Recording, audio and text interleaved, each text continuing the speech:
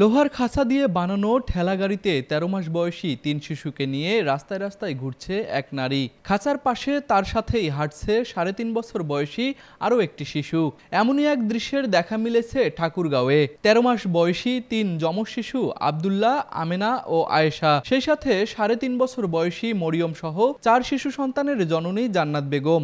বছর ৫ আগে ঢাকায় বিয়ে হয় হাবিল নামক এক লোকের সাথে। প্রেমের পরে বিয়ে করে ঠাকুরগাঁও আসে ময়মনসিংহের মেয়ে জান্নাত। তবে প্রথম কন্যা সন্তান ও পরে একই সাথে ২ কন্যা ও এক পুত্র সন্তানকে জন্মদানের কিছুদিন পরেই জান্নাতকে ছেড়ে চলে যায় হাবিল। এরপর থেকেই ৪ শিশু সন্তানকে নিয়ে বিপাকে পড়ে যায় অল্প বয়সী মা জান্নাত। ৪ শিশু সন্তানকে রেখে কোথাও কাজ করে উপার্জন করবেন সেই উপায়ও পাচ্ছিলেন না জান্নাত। তবে যেভাবেই হোক সন্তানদের ক্ষুধা নিবারণ করতে এক অভিনব উপায় খুঁজে বের করেছেন এই অসহায় মা।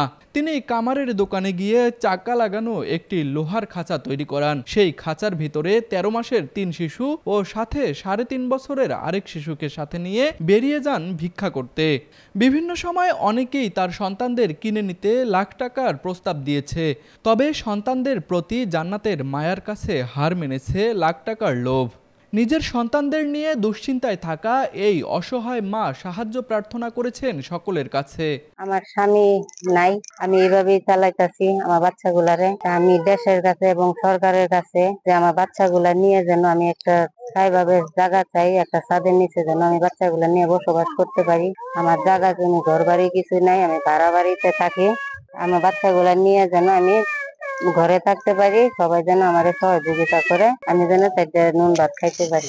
মা হওয়া সহজ নয়। মা হচ্ছেন পৃথিবীর সবচেয়ে ধৈর্যশীল মানুষ। এই প্রবাদটিরই যেন উৎকৃষ্ট উদাহরণ জান্নাত। এত কিছুর পরেও ছেড়ে যাননি নিজের সন্তানদের। তাই তো বলা হয় মাই হলো পৃথিবীর সবচেয়ে আপন। ঠাকুরগাঁও প্রতিনিধি আলামিন ইসলামের পাঠানো তথ্যচিত্রে তুষার আচার্য, ডেস্ক রিপোর্ট, RCTV।